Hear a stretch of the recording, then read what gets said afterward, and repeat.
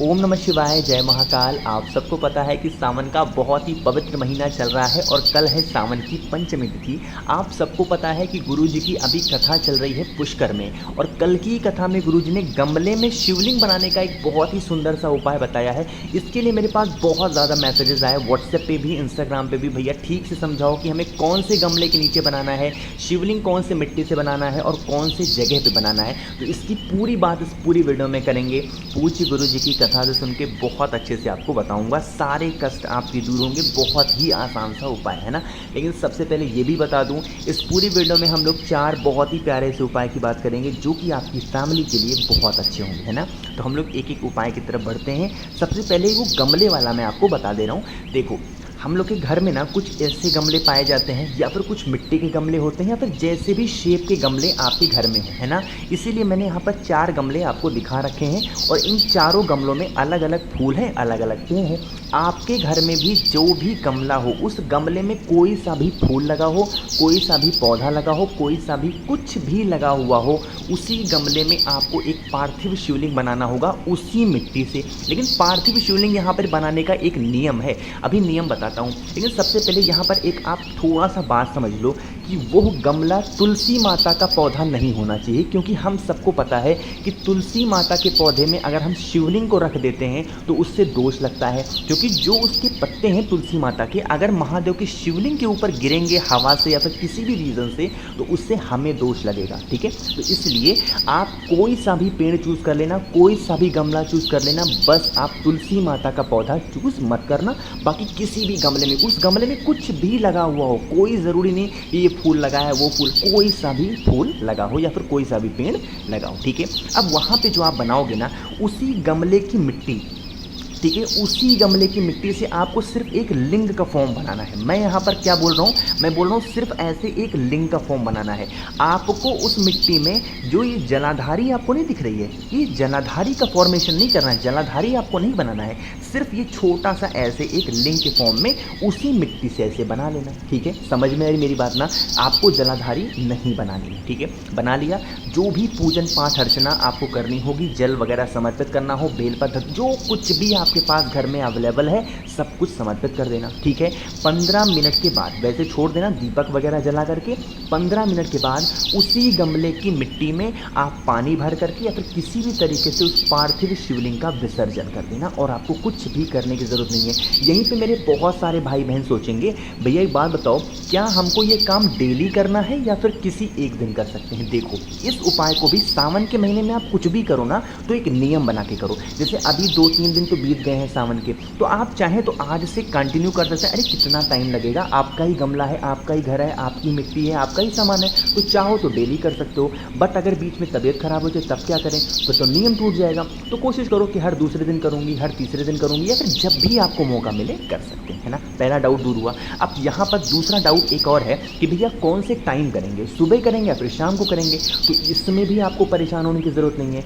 आपके लिए मैं सबसे हमेशा बताता हूँ, सबसे परफेक्ट टाइम है ना महादेव की पूजन अर्चना करने का, वो है प्रदोष काल का टाइम, क्योंकि उस टाइम पे माता सती और भोले शंकर भ्रमण के लिए निकलते हैं, घूमने के लिए निकलते हैं ना। तो आपको उस टाइम पे पूजन ज़रूर करना चाहिए, ठीक है। समझ में आई बात। जितने भी डाउट थे आपकी कल की वीडियो के, मुझे पूरी उम्मीद है कि सारे डाउट आपके दूर हो गए होंगे। जो शिवलिंग बनाना, बस एक लिंग के फॉर्म में बनाना होगा आपको। उस शिवलिंग में ऐसे जलाधारी बनाने की ज़रूरत नहीं है, उसमें सर्प वगैरह बनाने की ज़रूरत नहीं है ना। समझ में आई बात। चलो, इतनी बात हो गई ना। तो पहले उपाय की तो बात हमने यहाँ पर कर ली है। अब बढ़ते हैं हम लोग अपने दूसरे उपाय की तरफ, ठीक है। अब ये जो दूसरा उपाय है ना, किन के लिए है कि जिन भी लोगों का कर्ज की समस्या बहुत ज़्यादा है या फिर धन संपदा की ज़रूरत बहुत ज़्यादा है ना, तो आप इस उपाय को कर सकते हैं। इसके लिए आपको लेना होगा दही, है ना। मार्केट में बहुत आसानी से आपको दही मिल जाएगी। हमें लेकिन लेने होंगे 7 चम्मच दही, ठीक है। कितने चम्मच? 7 चम्मच दही लेना। साथ ही साथ उस दही को लेके चले जाओगे कहाँ पे? वट वृक्ष के नीचे। कहाँ पे जाओगे? वट वृक्ष के नीचे जाना। यहीं पर वट वृक्ष के नीचे की जो मिट्टी होगी, इसी मिट्टी से एक पार्थिव शिवलिंग का निर्माण निर्माण कर लेना। ठीक है, इस तरीके से जैसे भी आपको बनाना हो, अच्छा बुरा जैसे भी आपको बनाना हो, बस एक पार्थिव शिवलिंग का निर्माण करना। ठीक है, निर्माण करने के बाद जो भी पूजन अर्चना करनी हो, दीपक वगैरह प्रज्वलित करना हो, सब कुछ काम कर लेना। जो आपके पास में दही है ना 7 चम्मच, उस 7 चम्मच दही को महादेव के शिवलिंग के ऊपर आपको समर्पित करना होगा। किसका नाम लेके? वटकेश्वर महादेव का नाम लेके। कौन से महादेव? वटकेश्वर महादेव का नाम लेके। ठीक है, जब आप 7 चम्मच दही समर्पित कर दें तो हाथ जोड़ करके महादेव से विनती करेंगे, महादेव हमारे घर का ये व्यक्ति है या फिर ये इंसान है, मेरा पैसा वापस नहीं कर रहा है, बहुत दिनों से बाकी है, आप कुछ भी मतलब जैसे आपको प्रार्थना करनी हो कर लेना उस इंसान के लिए। ठीक है, उसके बाद क्या करेंगे, इसी दही में से थोड़ी सी दही आप अपने साथ एक रुमाल लेके जाना, उस रुमाल में थोड़ा सा दही लगा लेना और उसके बाद इस पार्थिव शिवलिंग का विसर्जन उसी वट वृक्ष के नीचे आपको कर देना होगा। किसी पानी में घोल करके कर देना, बाल्टी में लेना पानी और पार्थिव शिवलिंग को उसमें डाल देना। थोड़ी देर पड़ा रहेगा तो उसको देखोगे एकदम घुल जाएंगे पार्थिव शिवलिंग। फिर उसके बाद वट वृक्ष के नीचे आप समर्पित कर देना, डाल देना। ठीक है, जो रुमाल में आपने, जिस कपड़े में आपने लगाया है दही को, उस व्यक्ति से एक बार मिलने के लिए चले जाना कि भैया देखो मेरा पैसा बाकी है, आप इसका पैसा कब वापस करोगे। वो व्यक्ति आपका पैसा आपके घर तक लेके जाएगा। इतनी ताकत होती है वटकेश्वर महादेव के नाम से पूजन करने की और 7 चम्मच दही चढ़ाने की। ठीक है, समझ में आई बात? तो 2 उपाय की तो बात हो गई है। आगे बढ़ते हैं इस वीडियो में हम लोग अपने तीसरे उपाय की तरफ। क्या उपाय कैसे करना है और इसके क्या फ़ायदे हैं, उससे पहले एक छोटा सा काम कर दो और वह वीडियो को लाइक कर दें। जितने भी भाई बहन मेरी आवाज़ पहली बार सुन रहे हैं तो जल्दी से चैनल को कर दो सब्सक्राइब, है ना।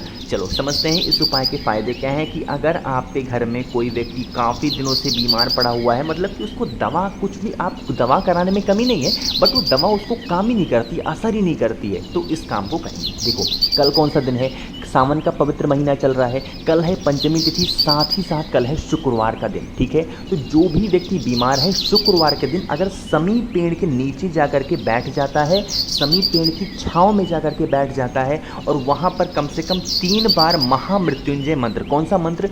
महामृत्युंजय मंत्र का जप कर लेता है समी पेड़ के नीचे, तो उसकी जो भी बीमारियाँ होती हैं दूर होती हैं। यह काम सिर्फ और सिर्फ शुक्रवार के दिन करना होता है। यहाँ पर मैं महामृत्युंजय मंत्र दिखा नहीं सकता हूँ क्योंकि ये मंत्र बहुत ही अच्छा होता है और मैं बेड पे बैठा हूँ तो ऐसे में उसका उच्चारण कर भी नहीं सकता। जब आप पेड़ के नीचे जाएं, एक आसन लेकर के जाएं, वहाँ पर बैठें, दीप प्रज्वलित करें और उसके बाद महामृत्युंजय मंत्र का जप करेंगे। समझ में आई बात? तो इस उपाय को करके देखिएगा, सारी बीमारियाँ आपकी बॉडी की दूर ज़रूर होंगी, है ना। बहुत ही आसान सा, बहुत ही छोटा सा उपाय था। आगे बढ़ते हैं अब हम लोग इस वीडियो में अपने चौथे उपाय की तरफ, और वो जो चौथा उपाय है ना बहुत प्यारा है और ये इस वीडियो का सबसे आखिरी उपाय है।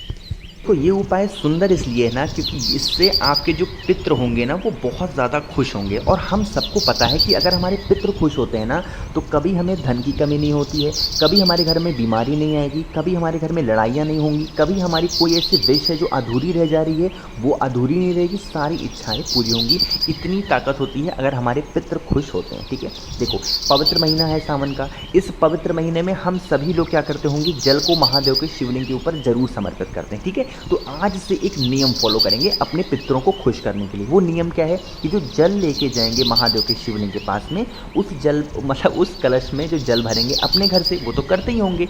अब इस कलश का जो जल होगा ना वो आपके घर में जितने भी कमरे होंगे, जितने भी रूम्स होंगे, वॉशरूम को छोड़ करके एक बार सभी कमरों में उस कलश को लेके घूम लेना, एक बार चले जाना। ठीक है, और घूमने के बाद फिर महादेव के शिवलिंग के पास जाना और आपके जीवन के जितने कष्ट होंगे उसको कष्ट को कह के महादेव के शिवलिंग के ऊपर जल समर्पित कर देना। सारे कष्ट आपके दूर होंगे, पितृ आपके हमेशा खुश रहेंगे, इस बात का ध्यान रखना। ठीक है, अब देखो यहीं पर बहुत सारे लोग पूछेंगे भैया हम तो 2 लोटे वाला उपाय करते हैं, तो क्या ये भी? बिल्कुल आप कर सकते हैं। अगर आप 2 लोटे वाला उपाय करते हैं तो 2 लोटे को लेके अपने पूरे घर में घूम लें, उसके बाद आकर के महादेव के शिवलिंग के ऊपर जल को समर्पित कर देना। आपके पितृ बहुत खुश होंगे इससे।